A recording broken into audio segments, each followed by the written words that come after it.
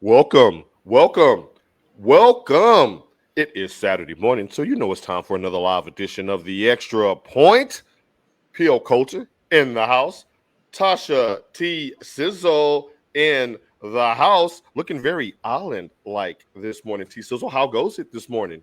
Hey, it's that time of the year down here, guys. We literally went from having to sleep in pants and, with your windows open, getting a fresh Yeah. breeze to now let me flip this switch on this air. It is starting to get run away down here, if you know what I mean.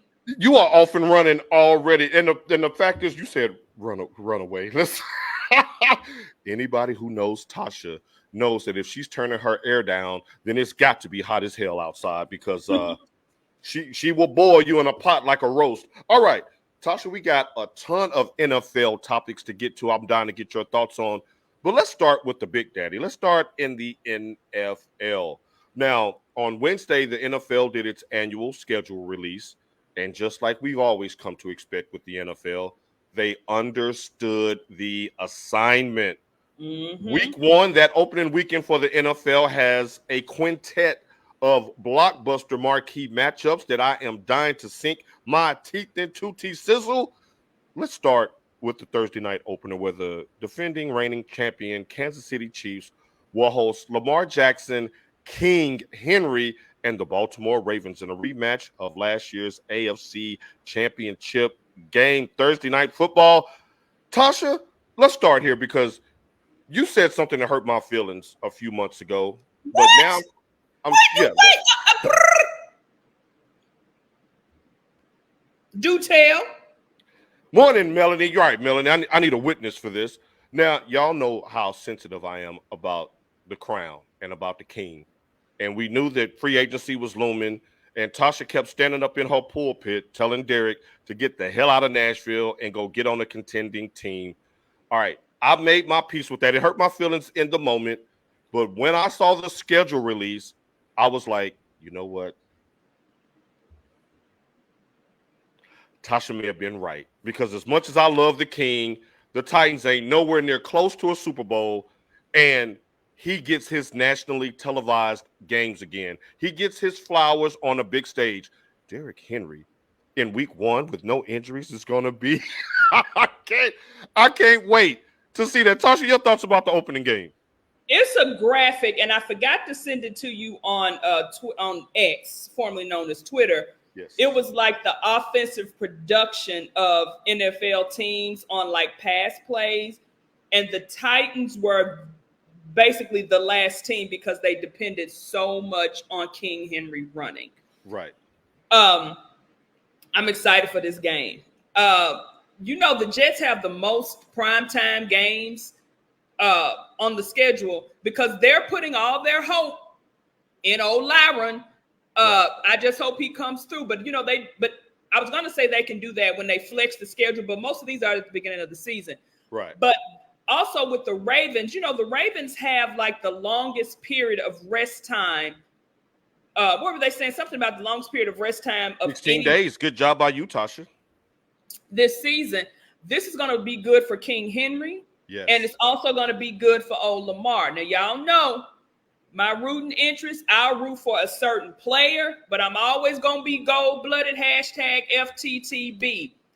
But if Lamar get the kangaroo, I'm gonna be perfectly fine with that.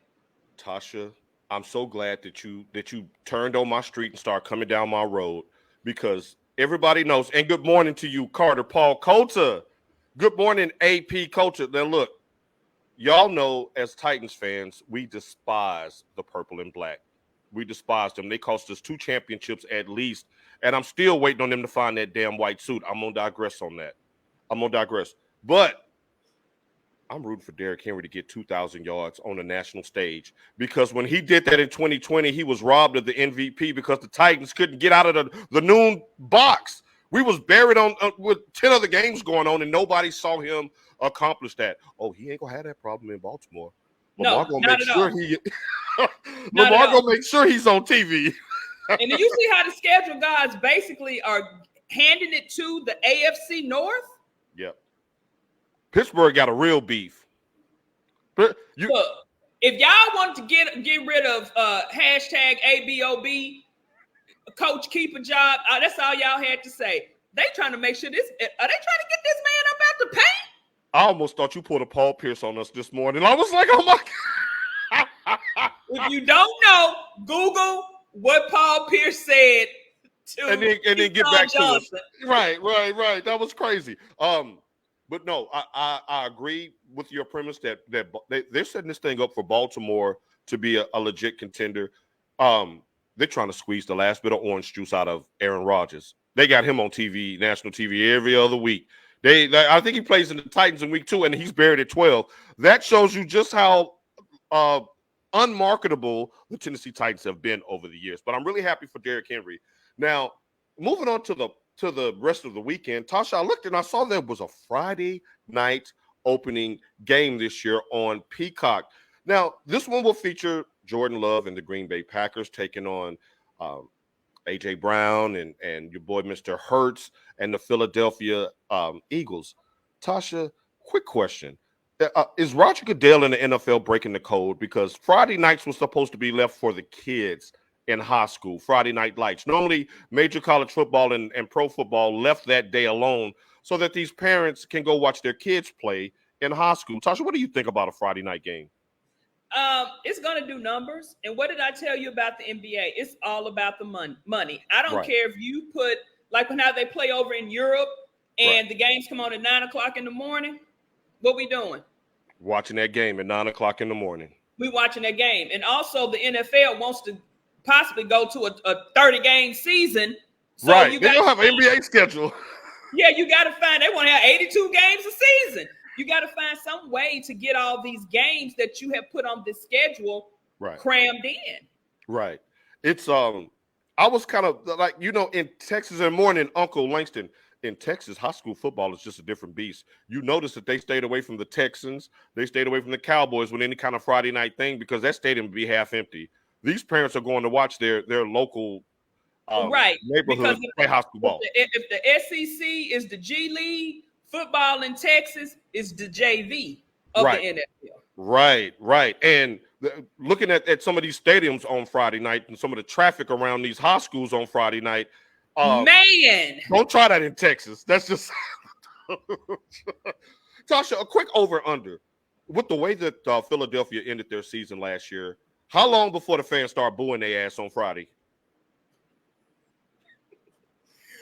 I would give them after the first quarter. You better score. You better score early, and you better score often the way y'all ended that season. Not by halftime, they're going to be throwing shit at you like they did Santa. I mean, Philly was booing the 76ers, who had clearly overachieved without Joel Embiid. Like, y'all. I mean, you had Michael Rubin begging people. He was buying out tickets just so they wouldn't have the Knicks fans in their damn arena. Right. Like Philly fans, y'all are something else. I'm gonna save my trolling when we get closer to the season, but y'all are something else. The fact that they gave Allen Iverson a statue this tall. Would you say it's a small world after all? It's a small world. That's messed up. Okay. All right. You're right, Philly. Y'all are a tragedy. All right. Now, Sunday night football. Let's go in chronological order. We'll go to the Sunday national game of the week, the 3:30 slot. Is the America's team. The Dallas Cowboys go into the dog pound to take on the Cleveland Browns. Now, we was getting a national game on opening weekend. Jerry ain't going out like that. But they're going to the dog pound. It's not going to be at AT&T Stadium. And Amari Cooper gets a chance to put hands on his old team. So everyone will be watching that. If you're Jim Harbaugh, do you feel a little bit miffed that your game was bumped for this one? Because they host the Raiders in that same time slot, which nobody will be watching. No, he can't be miffed because, again, the Cowboys are going to draw viewership. Yeah. I don't care if they're 1-15 like they were in '89, or if they won the gauntlet and get you some back-to-back championships. People are going to watch the Cowboys for either a train wreck or victory. It's either or. So, he has no reason to gripe. And then the Raiders, they're coming off not such a good season, but I do want to see what Antonio Pierce is able to do with that team, though. I'm interested in that. But as far as viewership, you got to go with, again, where the money is. Right. And Cleveland is a passionate base, so it will be interesting to see because the Cowboys are notorious for invading your city and taking over your stadium. I don't know if they'll be able to do that in Dog Pound. They just don't fill up their own stadium. I feel triggered because the only time I go to that stadium is when Tasha's in town. So we're going to digress. Sunday night football's heading to Motown. Well, the Detroit We Don't Punt All-Stars are hosting their former son, Mr. Matthew Stafford, and the Los Angeles Rams. Tasha, or were you surprised to see Detroit back in the national spotlight so soon? You know, normally you got to do this for a couple of years before you start getting Sunday night football games on opening weekend. That's a huge slot. Are you happy for the Lions? Surprised? What say you? Of course. And shouts out to one of my good brother, the Reverend Edward Sane. He's a pastor up there in Detroit. And let me tell y'all something. Sometimes y'all got to watch these men in the cloth. He doesn't cuss. He's not inappropriate with his banter. But when I say sometimes I open up my Instagram, the Reverend Eddie Sane has dropped some heat on me about his Detroit Lions. And I don't appreciate that, Rev, just to let you know. But anyway, we had a kind of back and forth, and he alluded to that, not punting and, the 49ers getting lucky. Again, where did I say? You got to follow the money. Right now, people are rooting for the Lions. They're the lovable Lions again, not the losing Lions. Great point. I watched Calvin Johnson on The Pivot, and they kind of asked him about retiring, and the fact that they couldn't win was one of the reasons he retired. And nobody was filling up Ford Field. I don't even think, they only had a games like locally or something like that. But now that there's some count, people are going to want to watch the Lions, including me. Because again, I on account of my affiliation to the state of Michigan, yes. Detroit is like my team, kind of. The Detroit Lions just breathed whole new life into Thanksgiving weekend when they lead up to the Cowboys, and there's some count in my Tasha voice, and then you have the Thursday night game, and then you have the game that Saturday. Like Thanksgiving weekend, that's thank you, Detroit. And I've always loved the uniforms. I've always loved Barry Sanders. So that Honolulu blue with the all gray and the Honolulu blue socks up to the knee. Right. Speaking of the Lions, real quick, Jared Goff just got a $200 million deal, $170 guaranteed. Is that fair? Is that market? Did they overpay? What do you think about that?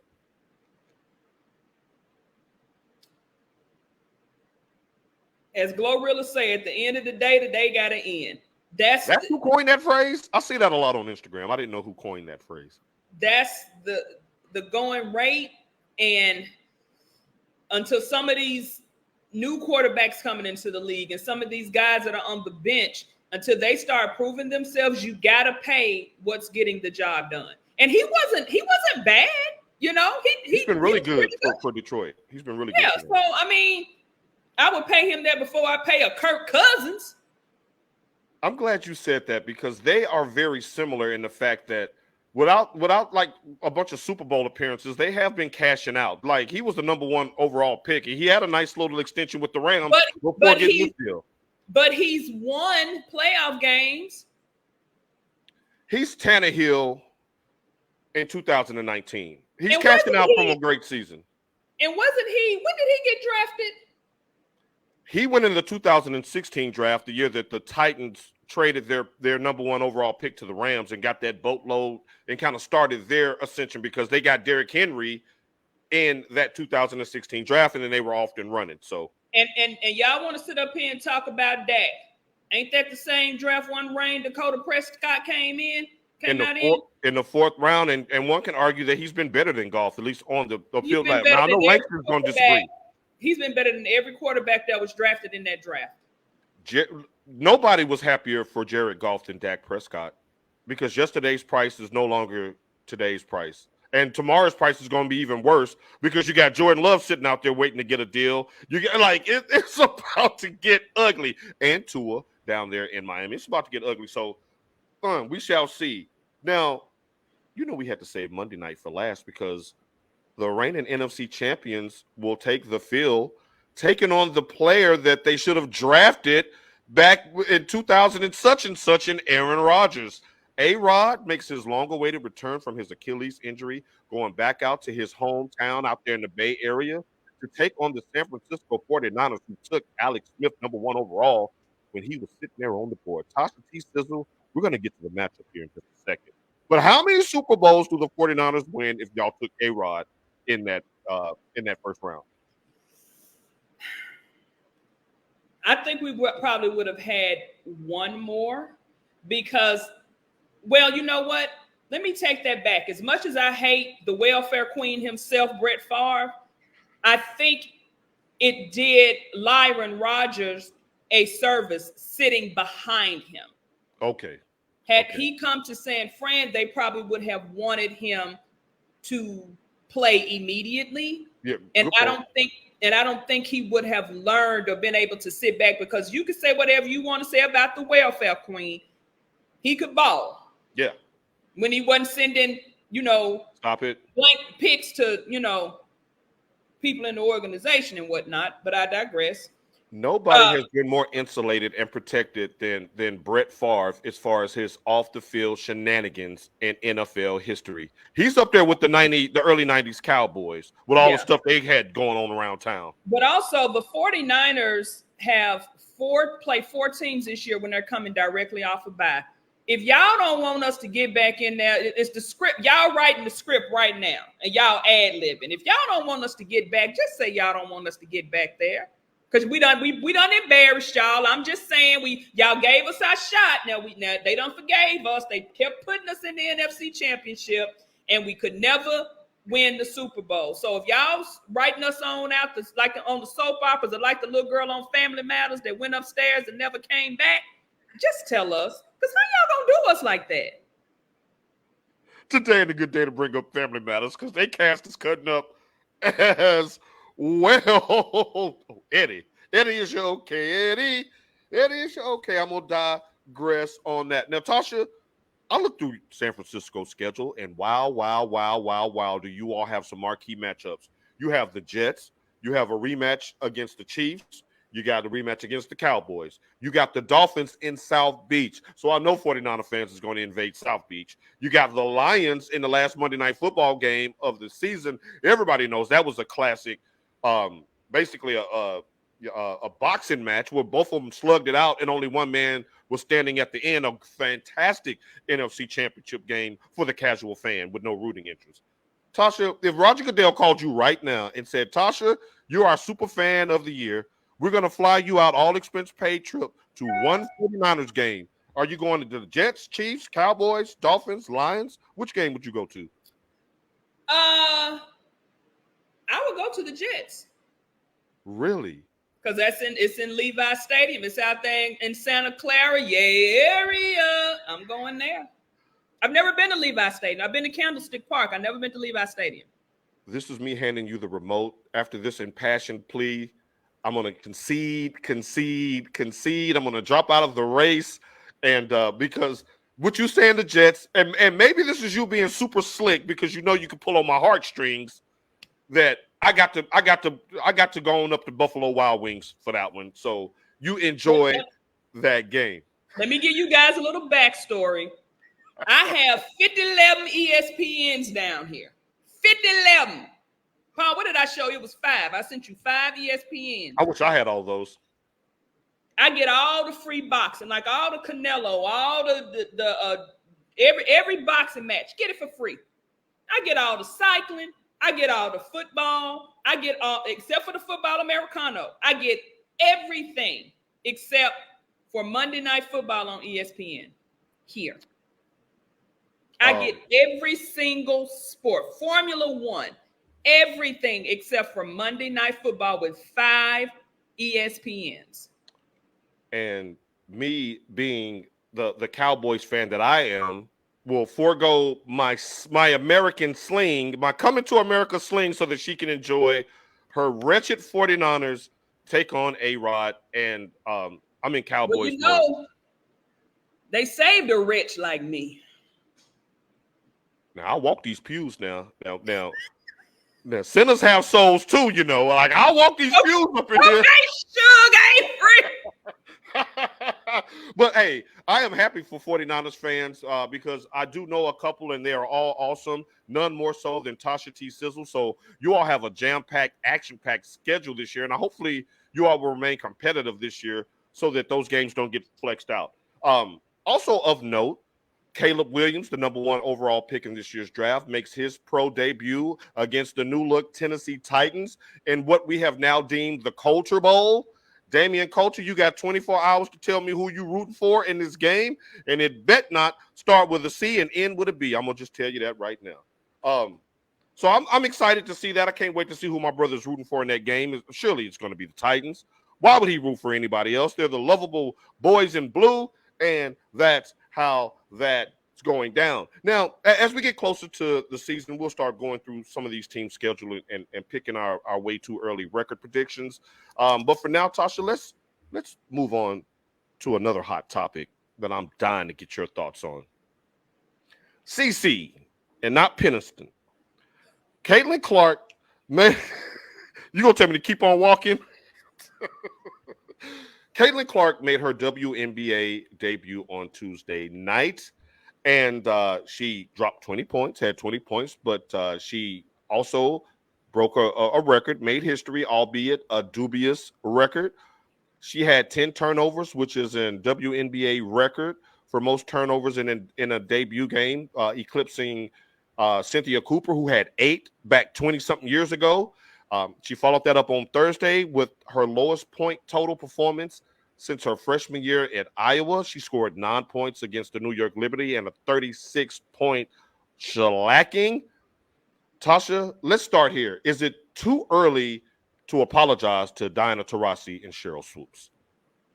I mean, I'm not going to necessarily say it's too early to apologize because what they said does hold some sort of validity. But also, if you look at Caitlin Clark, and now I'm not going to lie and say, oh, I just tuned in for that first game. I did go back and watch a few clips. She's not able to get the same separation that she was when she was in college. If you guys don't know what that means, she's not able to get her Steph Curry on and shoot that thing from the half court. She's not getting that separation. And I think someone said on one of the shows, she did go up against someone who was in the running for the WNBA MVP, a defensive MVP, and things like that. In the first game, yes. But, I mean, are they calling the plays for her?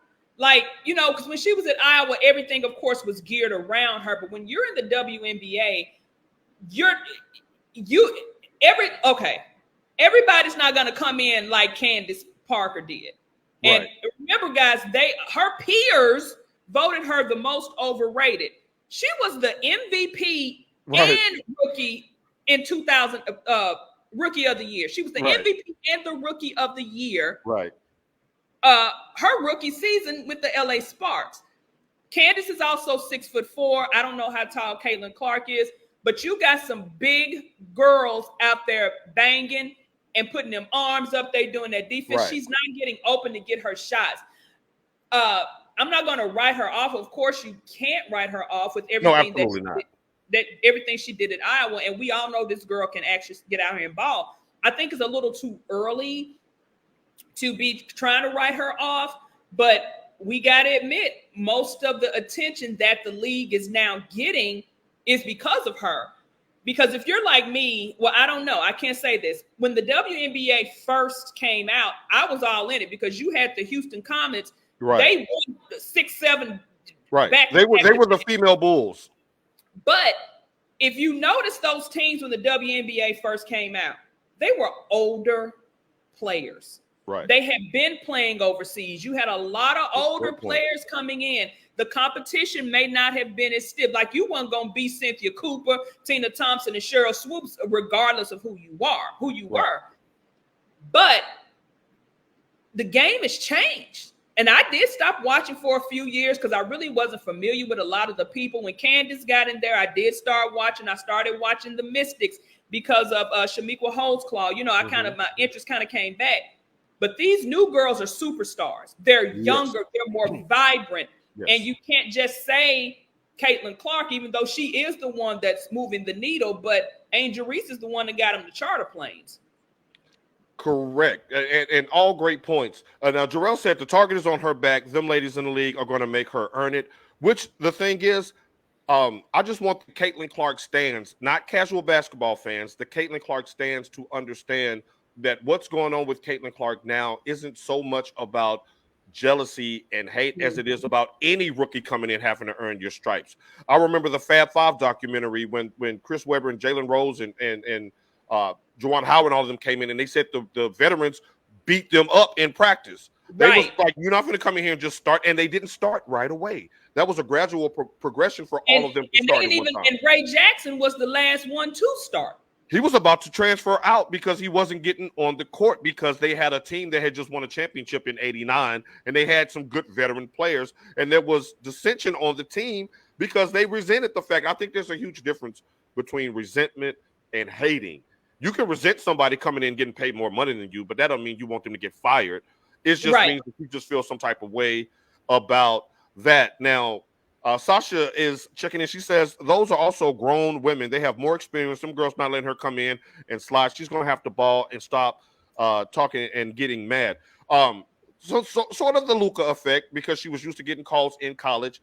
And Tasha, you made an excellent point to start your opening salvo. She's not getting to come off those screens like she used to and have wide open shots. Her coach drew a lot of heat on social media the other day by saying, hey, she's got to put more tools in the toolbox. You can't just launch from 40 in the WNBA. They're going to double. They're going to trap. They're going to get the ball out of your hands. She says that she wants her to have a half a second, 0.5 seconds to make a decision on what she wants to do with the ball and go do it and be decisive with her moves. Like the turnovers are all about the game being too fast. And she admitted that herself. Caitlin said the game is a bit fast for me right now. And I loved her answer on that. She was just humble about it. She was like, yeah, hey, they're very physical. They're allowing these girls to check me, body me, do all of this stuff. I'm not able to get off those screens like I did in college. Go ahead, Tasha. Tim Legler said, Caitlin Clark doesn't have any advantages physically. She's not going to be quicker than the people she's playing against. She's not stronger, so the adjustment period for her is going to be slow.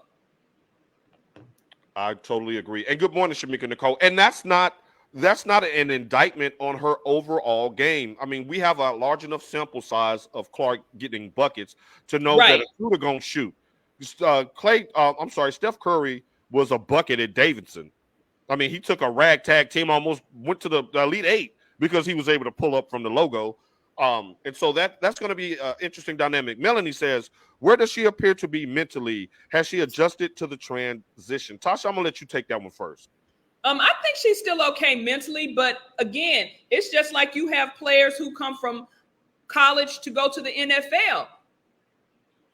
Unless you are that one, that game is going to come at you hard and fast. That is an adjustment period. Yes. That all athletes have to go through. Like I said, unless you're just that one, because I think Ken Griffey Jr., when he came, did he go straight to the pros? I can't remember. Ken Griffey Jr. didn't have any problem adjusting to Major League Baseball. But then you have someone like Derek Jeter, who they say is, one of the greatest ever. Mm-hmm. Derek Jeter was in the minors for like 5 years before he got the call up. It's I don't think it's a mental thing. I think it's just something in you. Like, I mean, you could even look at LeBron. LeBron came straight out of high school and just blew us away. But then you got a Kwame Brown. Right. Like, and to your point, Tasha, about the mentality of a player, let's not forget King Henry, who was regarded as one of the greatest running backs of his generation, could barely get on the field in 2017.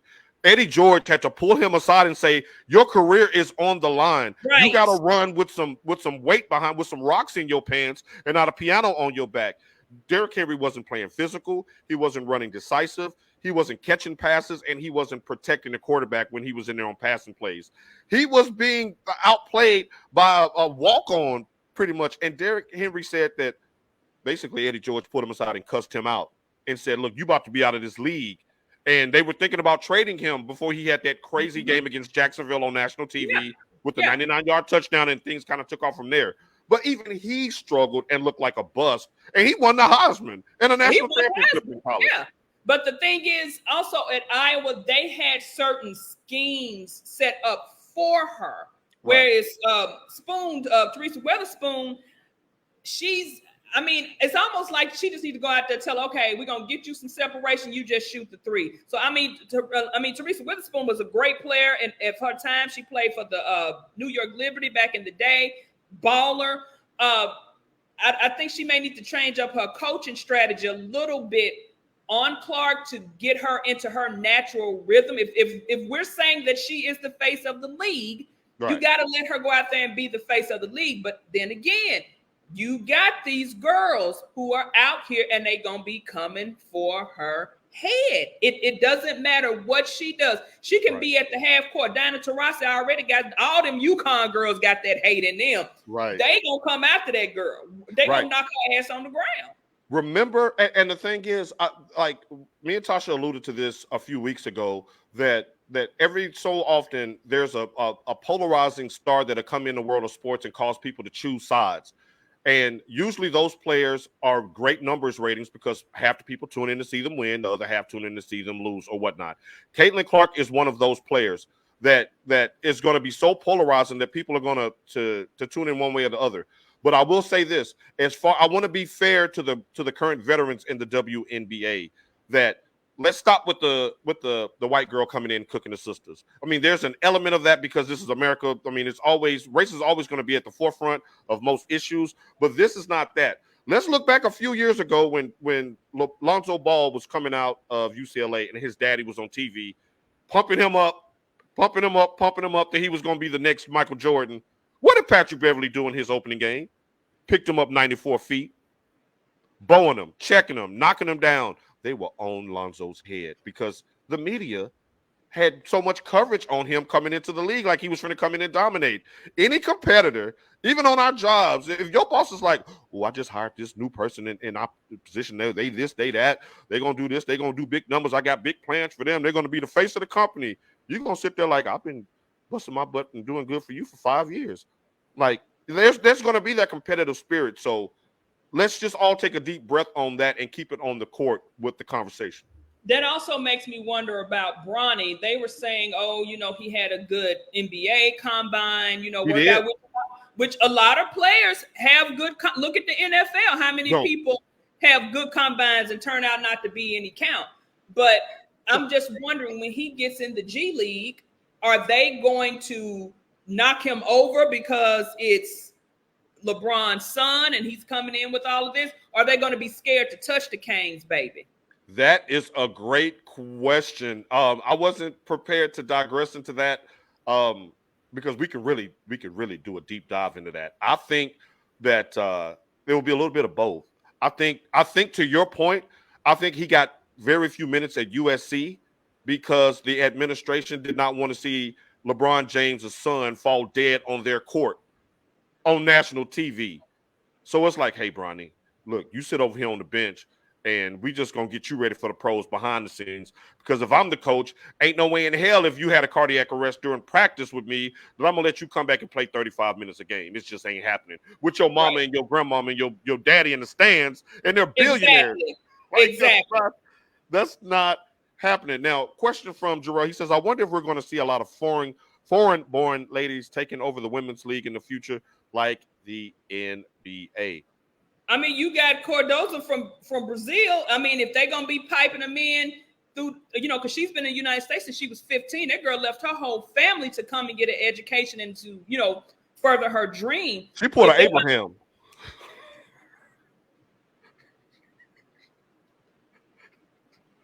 She's Abraham. She was like, leave your father's house and go to a place where I will show you, and you will become the father of many nations. Now look at her. Look at her. I mean, if you start piping them in like that at an early age, I think so, because I don't think the draw, even though overseas the women's basketball is a lot bigger and they make a lot more, of course we know this, than they do in the States. Right. I don't know if the interest is there for them to come over, because we do have a viable product, which is women's college basketball. So I think the only way that they that they would be able to get there is through college basketball. Right. And I think the Olympics, go ahead and throw Caitlin on the Olympic team, even if it's the Christian Laettner type dream team spot. Throw her on there and let this thing go international, because Michael Jordan, his popularity was already ascending at the time, but he wasn't the face of the league. That was still Magic and Bird back in 91, 92, until they went to Barcelona. And they had a mural from the ground to the sky of that man. And they have photos of him standing there looking at it. Right. But when he got back stateside, it was a wrap. The whole world knew that Michael Jordan was that dude. So sometimes I dream that he is me. Come on, Mike. What the kids say, that was kind of a bop, though. They had a nice little Caribbean. You got to see, that's how I dream too. They said, I want to be like Mike. Damn, Michael Jordan messing up Patrick Ewing's legacy. Reggie Miller, all of them will have at least one ring. Damn, Mike, you didn't let nobody eat. Huh? If it wasn't for him. Right. He was Ramadan. He was just starving brothers. None of y'all can eat. Shouts out to Michael Jordan. But yeah, I think that if Caitlin Clark can go over there, and they see the type of attention that the WNBA is getting. But to Tasha's point, I ain't leaving my job for less money unless I have a great opportunity. I pulled this up just to answer Jarrell's question. You do have, I mean, we know Cardoza because she played right at SC. There's a girl from France and a young lady from Australia who were drafted in the top 12. I pulled that up really fast for you. Hopefully the Olympic tour will help to globalize, because that was the seed for the men. That was the seed that was planted for people to be like, man, America is where it is to go play basketball. But you have so many girls with so much talent that are playing at said university. Right. There's not a need. And in the men's college game, they won and done, and most of them are scrubs. So you want that talent. This draft is a perfect example, because most of those names are unrecognizable. I don't know anybody. Right. Did Bronny ruin this draft? Because if Bronny was the consensus number 1 overall pick, there would be a much different groundswell of interest around the NBA draft this year. But he might not. You don't think so? I mean, but again, if you're just going off of workouts and people saying, he had a good workout, I mean, somebody's going to risk it and take that, and draft him. I mean, but you also saw when they did the draft lottery, you had all them brothers. Français, parlez-vous français? What's wrong with you? Comment ça va? Sitting in the audience, it was 3 or 4 brothers from France sitting in that audience. Hey, Victor Wembanyama showed them the way. He was their Harriet Tubman. Hey, je m'appelle Pablo. You know what I'm saying? That's how we get down. Now, back to stop it. See, Shamika, good morning to you. And like, Tasha, what is wrong with her? Something not like, you, je m'appelle Pablo. I'm done. My name is Paul. All right, okay. Hey, way to translate that for our non-French speaking brothers and sisters. Back to ratings, because I want to go back and Mon mers. Monique Monet. Good morning, Miss Hastings. Go, restore some order to the court, because Tasha's is getting me off the rails, as she often does. And if we have time, I'm gonna tell you how I almost blocked her on Instagram this week because of her foolishness. Y'all, I ain't got time for this. I have a job in the daytime. I don't have time for this. She's trying to get me walked out the building. But I digress. Now, stop it. Now, Tasha, Caitlin Clark did massive numbers again. We said it a little bit earlier. The highest rated game since 2003 or 4, I believe. It was a 20-year run to where they hadn't seen that type of heat for the WNBA. But here's my question to you. Am I concerned for Not au revoir. Here's my concern for Caitlin Clark. The NBA, like, on the court, she's a ratings bonanza, but her team is really bad. At least they had a really bad start. They've been outscored a combined 57 points in their first 2 games. They lost 112 to 60 something the other night. Can will Caitlin continue to draw these type of numbers if the Fever aren't competitive on the court, Tasha? I can't see it. I can't see it happening because you've had greats who have been in similar situations, people, good players on bad teams, and nobody was watching, especially with if your only draw is her, your team is bad, and she keep having 50, 11 turnovers per game, she's not scoring, right? The interest is going to wane. I can see, I mean, I would hope it wouldn't because I do want the WNBA to grow because I think these ladies deserve, because you saw how some of these girls, they showed up stunting on them hoes walking through that tunnel on that seat. I love it. And when you said superstars, yeah, you used the word superstars earlier. And one thing that I love about this new crop of WNBA players is that they're embracing the W in the WNBA. Before, it was basically, and forgive me for saying it this way, it was basically studs and sneakers, where they wanted to market the game, no eye contact. They wanted to market the game as we're just one of the guys, just judge us based on our on-court performance. But that just takes away the essence and the beauty of women being different than men.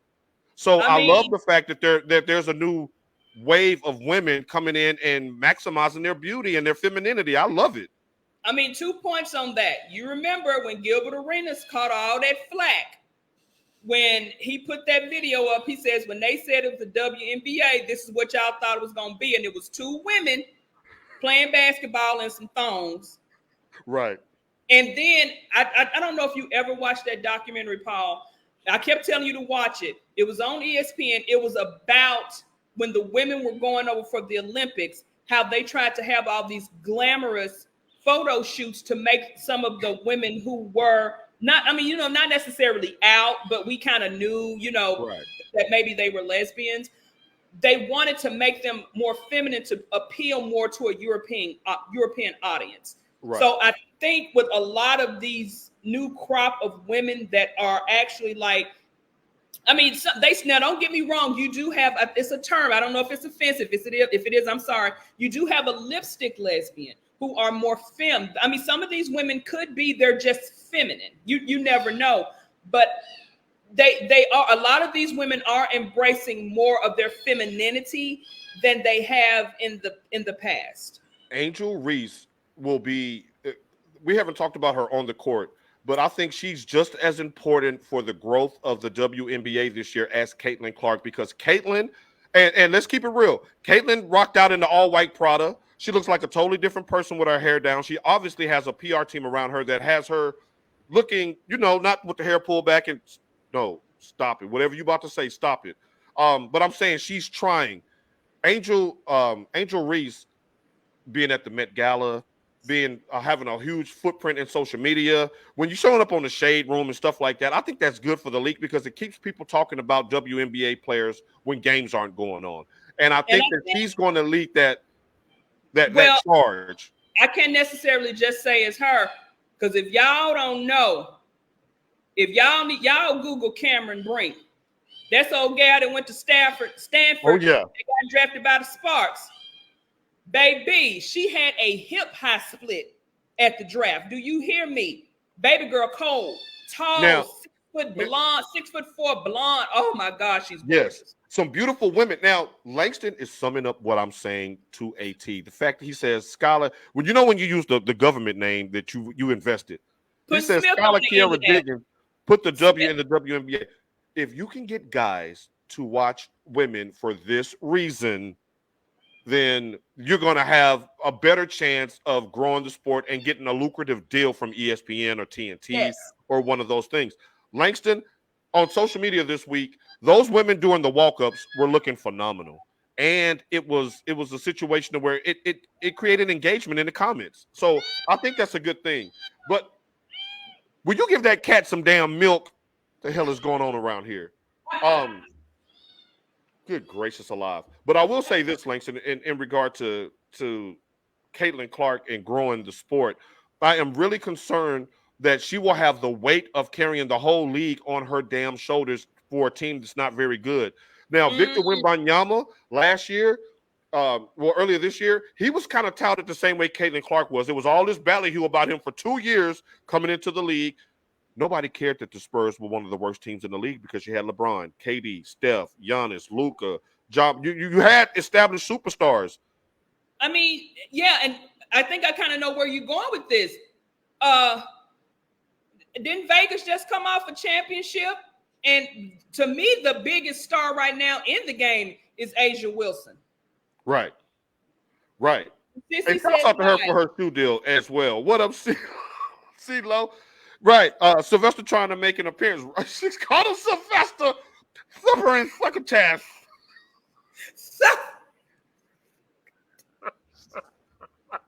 The cat said I got some heat. I've been watching First Take all week. I got something for you. We hear you. He said now that me and Big Boy actually getting along. He says I've been able to sit down and watch TV with mommy and get some of these hot takes. Right, get some of them nuggets out, man. We're gonna have a box set up for Sylvester, CeeLo Sylvester next week. Like when you think about the greats, and the NBA really caught a break with this. Magic and Bird, they weren't cellar dwellers. They got the NBA off a tape delay because they were in the finals and people wanted to watch them. Michael Jordan, when he took the banner, he wasn't just the best player in the world. He was a champion. He was playing deep into June. You can market around that. Then came the Shaq and Kobe's who took the banner. They were in the championship, and then LeBron. So, like, you need your best players to be in the championship. WNBA, It's time for y'all to rig that damn lottery.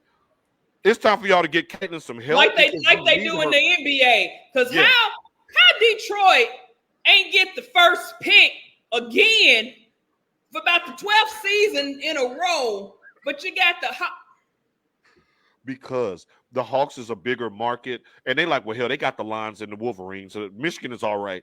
But you see that the Spurs get 2 top 10 picks this year. Yes. Those ping pong WNBA. I need y'all to make this happen. Y'all need to get her. Indiana needs to get the next 3 number 1 overall picks, and y'all need to. You know what Commissioner Dungy said? He said, "Let me call my brethren over there at the NFL. Hey, Raj." I called him Commissioner Dungy. If y'all know what Adam Silver looked like, he looked like Tony Dungy. Hey, can I borrow some of your script writers? Right. We need to, because I want to see Caitlin and Angel in the playoffs going head to head. I want to see them going in the championship. Your best players in basketball need to be playing in the playoffs. I don't want to see Caitlin Clark going 2-20 this year. I just don't want to see it. They're 0-2 now, and then they have a rematch with the same team tonight. They whooped them by almost 40 points the other night. So I'm like, y'all, Caitlin, hang in there, baby girl. Hang in there. Now, we're going to have to get stronger. Your arms and legs can't be the same size. We got I'm just saying, no, not disrespectfully, but you know what I mean. You got to get some legs up under you. You got to be able to fight through those screens. These are, like Sasha said earlier, these are grown ass women who have been playing at the professional level for a long time. Tasha, you alluded to it. A lot of them got their stripes overseas before coming to the WNBA, and they know how to play on the international level. Caitlin has the talent. She has the charisma. She has the following to catapult this league into new heights. We just need to see them win on the court. Castor. He was like, yeah, Caitlin. Caitlin Castor. All right, now, Tasha, speaking of wait a minute. Now Martrice is checking in. Well, he said, who has the better team, Caitlin or Angela? Tasha, who has the better team? Oh, the Bayou Barbie by far. She's with Chicago, right? Because she has Cordoza with her, right? Mm-hmm. Hey, is that like the female version of Ralph Sampson and Akeem Olajuwon? I mean, they the new Twin Towers down there. That would be awesome. Martrice says, and all this will take is sports betting. Hit them FanDuel accounts. Right. Come on. We need them overs.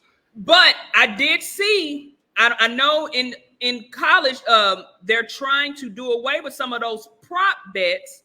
Right. Because they throwing games out here in the NBA. Because of the Porter kid and for the Raptors. So I don't know if they're gonna get some of these little bets. I don't know. shall see. Right, go get that Garfield. Y'all done gave my cat 18 different names. Now you know that a nickname is a sign of love in our community. You know that. Once we give you a nickname, you family. So on to the NBA. We have a game 6 tonight between OKC and Dallas. Tasha, the game is in downtown Dallas, so my Uber about to go crazy tonight. I'm about to make some money. That surge is about to. We about to. Let me digress. Is it over tonight? Does SGA have one more round in them? Is it over? It's looking tough. Remember I said last week, I think it's because OKC is so young. You said that last week, and they've proven that all week since you said that. Go ahead. They're kind of young, man. For my boy Will's sake, because my boy Will works in the executive suite at the Thunder Arena. I hope it's stretched out because he said he need a couple more paychecks for the summer. Right. Right. I ain't mad at that. I think the Mavs gonna go on and close it out tonight. Get them up out the paint. SGA has been phenomenal. He was a worthy MVP candidate, but I want to see Kyrie and Luka. I think they give the Denver Nuggets a better shot, which they might not even make it. She says, ka-ching, ka-ching, bling, bling, bling. Okay, all right. Is that a Glorilla song? Help me out, Tasha. Kenny Man checking in and said, this is going to be a toss-up, but definitely going to be a fight. It is. But to Tasha's point, I'm worried about the inexperience of OKC. They fumbled a couple of games in this series where they should have won when Dallas wasn't shooting the ball very well. Jarrell said Mavs in 6, and it looks like it's going to be. He did say that. You called it. Yeah, he said Mavs in 6 looks like it's going. She says, love you to death, Tasha, but you ever visit, you're going to have to leave that cat at home in all caps. She's like, nah. She was like, nah. Paul, do you have snacks in Uber?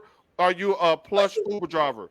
Let me start off by saying I'm a 4.99 star because there is no perfect person in the world. So I'm a 4.99. I know where that 0.01 came from that didn't give you that star. Right. Oh, that's an off wax conversation. Now I usually keep a couple of cold bottled waters in there, and I keep a little extension so you can plug in your phone. But y'all, I'm not going to be vacuuming out my car every 5 seconds for y'all to be eating snacks in there. And ladies and gentlemen, let me tell you smokers out there something. Putting the cigarette out right there at the back tire before you get in. Take the bottom of your shoe and twist that cigarette in the bottom of your hold your foot up. Because you still got smoke coming out your pores when you get in my ride. And I can tell what you've been drinking before you even say hello.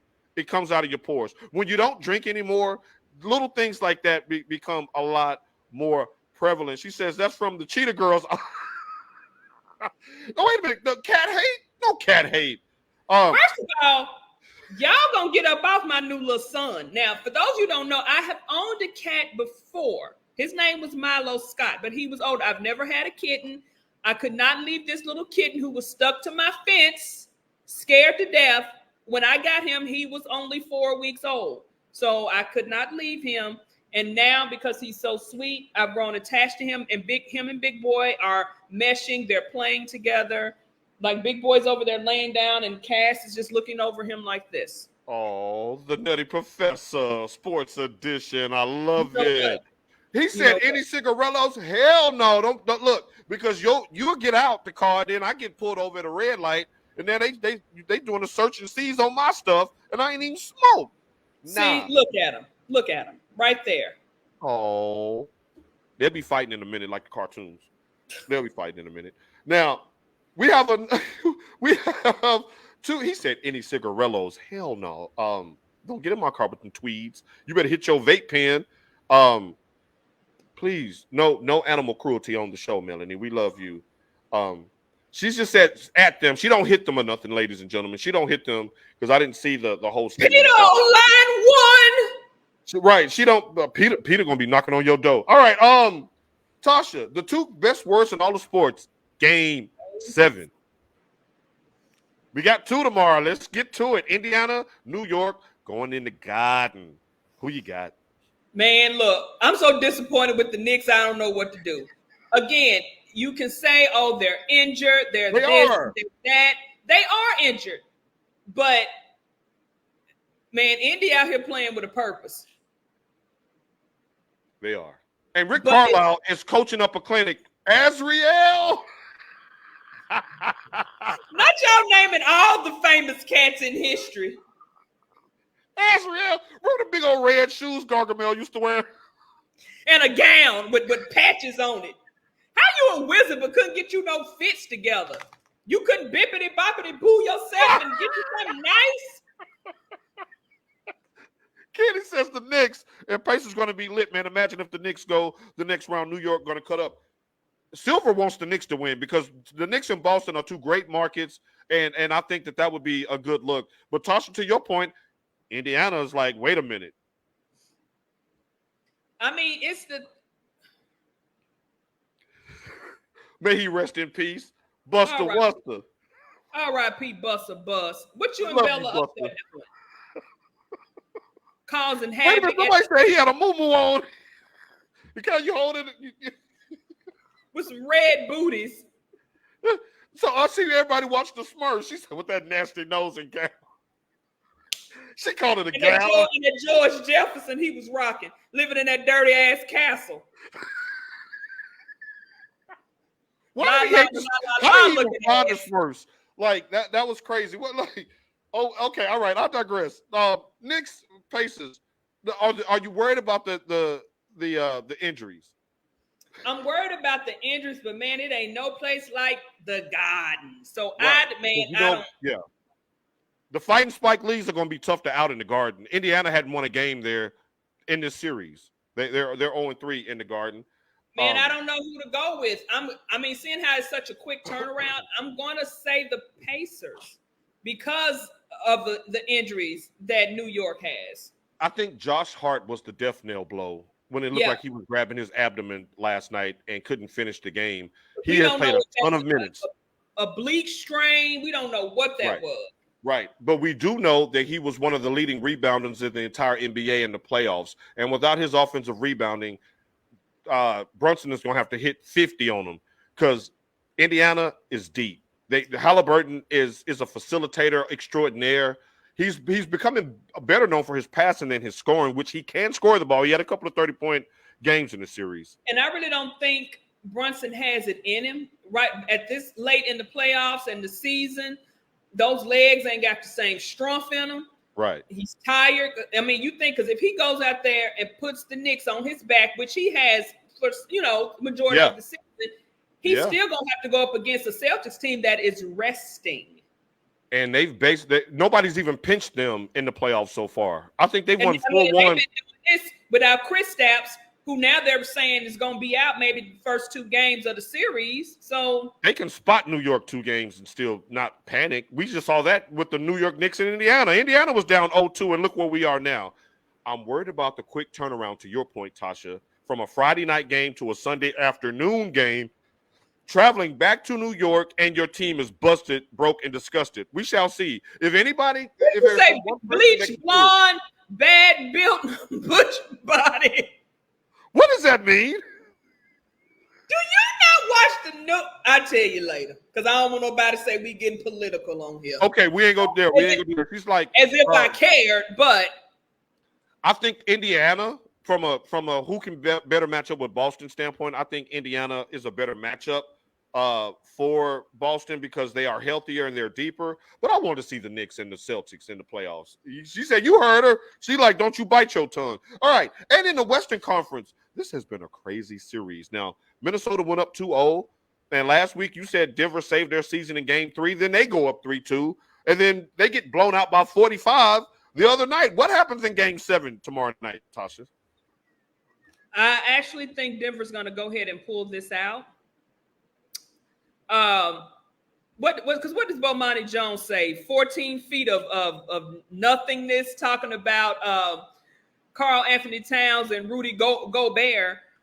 Man, I just think Denver's going to dig down deep, and I think they're going to get it done. The Joker is toying with those Twin Towers. He's toying with them. Up and under, in the post, over the left shoulder, over the right shoulder, hook, three-pointer, dribble drive, set the pick and roll, set the pick and slide. everything is in his bag right now. The Joker has been fun to watch. The Joker has been fun to watch. I think this game is a blowout. I think Denver blows them out. But credit to Anthony Edwards. I think he's done enough to put his name in the legitimate top 3 category going into next year. It is, and it's the live snigglers for me. Y'all send me that TikTok because I don't know what in the world is going Maybe on. your lashes are blocking your view so you can read. Baby girl. Then she hit her with the bleach blonde, bad built. Oh, in Congress, that thing that happened in Congress. Yes, I have this toxic trait of not unmuting the reels and the TikToks when they come up on my phone. I just be watching their mouth moving and kind of keep scrolling. So I need to go back. I saw that. The news. Why do y'all not watch the news? I only watched the weather report because Mother Texas done pulled up her skirt and she's about to start twerking on us down here. Well, Mother Republica Dominicana, Madre de Republica Dominicana got hers tied up like this when we was little. Used to make your shirt like this here, baby, and she done. You got the belly button out, baby. She been making it clap. That's the mic.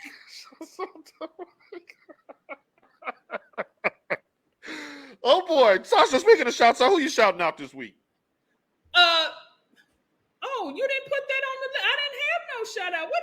Oh, again, shouts out to my baby girl. I think I alluded to this last week. Let me find the photo. Shouts out to my nephew who graduated from high school on yesterday. His name is Jackson Burgess. Now he's not my real nephew. We're not doing no caveats. If you family, your family. Right. He's one of my best friend's son. Okay. And he's actually going to enroll in the military. Because as we always say, now I always joked, I call him half a pill for the longest. But as we all know, college is not for everyone. Not saying that he wouldn't be able to go to college, but that's just not where he is at this stage in his life. So shouts out to Jackson Burgess, who's going to go and enlist and fight in our military.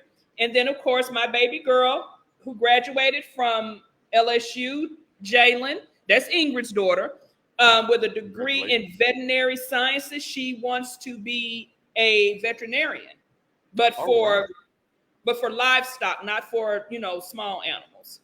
Okay. Well, congratulations. Shout out to Mahari, says Sasha, and all the Black doctors, they graduate today. Shout out to all of the graduates, high school and beyond college, all of the graduates. Go ahead, Tasha. But this is important because, like they say, especially with the deaths of when Black women are in the hospitals. Yeah, the mortality rate. Yeah. The mortality. Thank you for making that sound professional. I'm talking about they out here dying, Lord. They died. They died, Lord Jesus. Black doctors are very important. So shouts out to them. Yes, and shouts out to all of the graduates. Are y'all the generation that started doing second grade graduations and third grade graduations and kindergarten graduations? When did that start? Sasha had a preschool graduation and a high school graduation and a college graduation. We didn't have no 8th grade graduation and all of that. Hey, I'm not going to get off my lawn, but for all of you all who have children who graduated on to the next phase, congratulations. Time is money, and we ain't got time to be doing no grade twice. So congratulations to all of y'all. And I want to give a late shout out to one Juwan Howard. I want to give him a shout out because he was fired by the University of Michigan in April. He had a $3 million buyout. And before the check even cleared the bank, he got a job as an assistant coach in the WNBA, where he will start his professional career with the Brooklyn Nets. And I love the fact that he was very gracious and he didn't flame Michigan on the way out. There was a lot of bad mouthing about him from inside the Michigan organization and the fans in general. He was very gracious, and he talked his son into staying with Michigan for his final year. A true Michigan man. It's very disrespectful seeing how everything that man went through for that university. Y'all unfurled that man's banners, get him out of the basement in Schembeckler Hall and dust him off like this, beat him like an old rug and hang him up in the rafters in the Chrysler Center. Tasha, that was a blur. We gonna close something. He's wondering. We got one more. Miles and kindergarten and 8th grade graduation. We're looking forward to his high school graduation. Yes. He said, "Look at Kenny Man did a new profile for you." And he orange. And Castor Troy is orange, y'all. Did you say Castor Troy?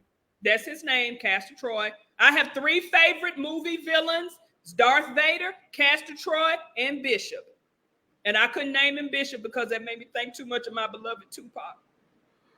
Y'all, we'll see y'all in 6 days and 23 hours because I can't top that, y'all. We thank y'all for tuning in. We have a big announcement coming up next week. Until then, peace. Next week, tune in.